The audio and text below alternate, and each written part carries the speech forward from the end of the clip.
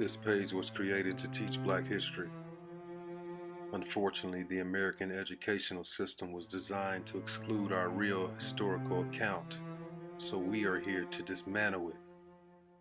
It's time to enlighten those of us who have been kept in the dark. I too was a Black man who didn't know enough about our own history, so I began to dig deeper and do my own research. I want people of all races and cultures to join together to learn our history as one. Here, I will share all of my findings. Please share and support Teaching Black History. The story of Paul Jennings. Jennings was born into slavery in 1799. His mother, who was African Native American, was owned by the Madisons.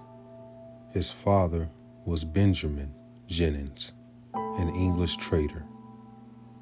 The mixed-race slave as a child began to serve James Madison as his footman and later was trained as his body servant.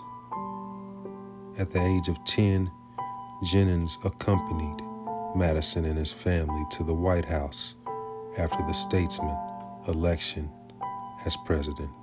In 1814, during the burning of Washington, as British troops were approaching the White House, Jennings, at age 15, with two other men, reportedly helped save the noted Gilbert Strout portrait of George Washington, known as the Lansdowne portrait. Other White House slaves helped save such valuables of silver. The portrait was returned to the White House, where it is the only surviving item from before the War of 1812. After the president ended his second term in 1817, Jennings was 18 years old and continued to serve Madison as his valet for the rest of the president's life. Jennings married Fanny, a slave held on other plantation, and they had 5 children who lived with their mother. Jennings was with Madison when he died in 1836. In 1837, the widow, Dolly Madison, took Jennings with her when she returned to Washington, D.C. to live in the winter seasons. He was forced to leave his family behind, but was permitted to visit them occasionally. In 1841, she wrote her will, which would free Jennings after her death, the only slave whom she freed in her will. In Washington as an adult, Jennings saw a much broader community.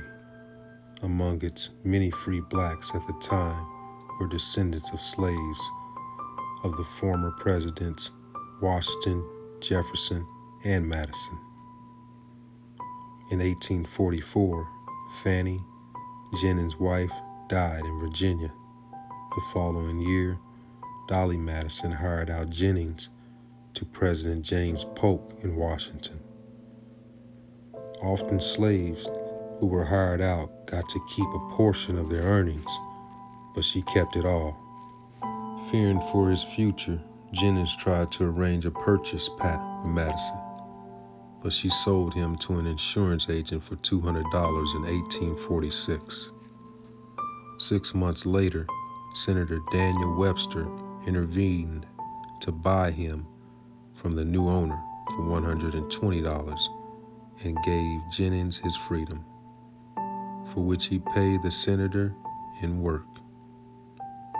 He entered the large free black community of Washington, which outnumbered slaves by 3 to 1 at the time. In 1848, Jennings helped plan a mass escape of 77 slaves from Washington, D.C.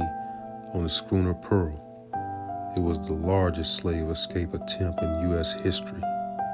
In 1849, Jennings married again to Desdemona Brooks, a free mulatto whose mother was white. She lived in Alexandria, Virginia.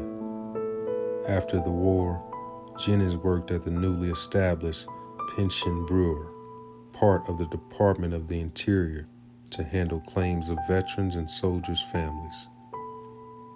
He made the acquaintance of John Brooks Russell, who helped Jennings gain publication of his memoir as a book in 1865. It is considered the first White House memoir. A free man, Jennings bought a lot and reunited with his children. After Desdemona's death, Jennings married a third time in 1870 to Amelia Dorsey. He died in Northwest Washington, D.C. at the age of 75 in 1874.